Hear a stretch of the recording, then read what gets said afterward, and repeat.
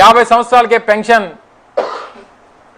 ఇలా ఎన్ని కార్యక్రమాలు, ఎన్ని దొంగ మాటలు ప్రజలకు హామీలు ఇచ్చి మోసం చేసినటువంటి పరిస్థితులు చూసాం.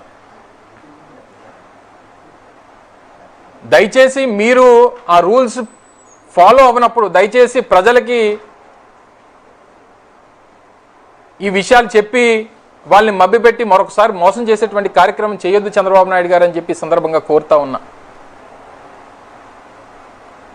ఓ పక్క 2 కార్లు 3 కార్లు తీసానని చెప్పానంటారు. నిన్న ఢిల్లీలో వారి అధికారిక నివాసానికి 6.5 కోట్ల రూపాయలు జీవో రిలీజ్ అయింది, చూసే ఉంటారు మీరంతా కూడా. మరమ్మతుల కోసం 6.5 కోట్ల రూపాయలు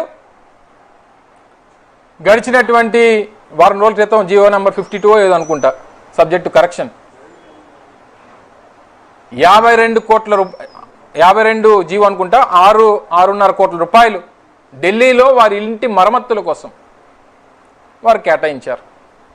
ఇలా కొన్ని కోట్ల రూపాయలు అక్రమ కట్టడం అయినటువంటి ముఖ్యమంత్రి గారి అధికారిక నివాసం కరకట్టులో వారి ఇంటి మరమ్మతుల కోసం కొన్ని కోట్ల రూపాయలు ఖర్చు పెట్టారు.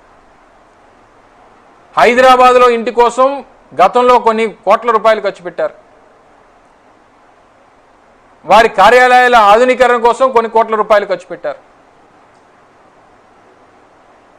తీరా చూస్తే గడిచినటువంటి 24 మాసాల్లో ఏం సాధించింది చంద్రబాబు నాయుడు గారి ప్రభుత్వం అనంటే 3,70,000 కోట్ల రూపాయలు అప్పు, ఒక రికార్డ్ లాగా దేశంలో ఏ రాష్ట్రం చేయనటువంటి అప్పుల్ని చంద్రబాబు నాయుడు గారు చేసి ఒక రికార్డ్ సృష్టించారనేటువంటి విషయాన్ని ప్రజలందరూ కూడా మాట్లాడుకుంటున్నారు.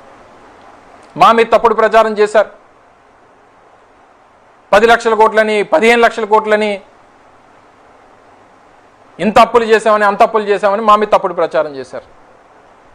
తీరా చూసి అంతా కలిపి 3,10,000 3,20,000 కోట్లు 5 సంవత్సరాల్లో అనేక సంక్షేమ కార్యక్రమాలు చేసి, అనేక అభివృద్ధి కార్యక్రమాలు చేసి 2,70,000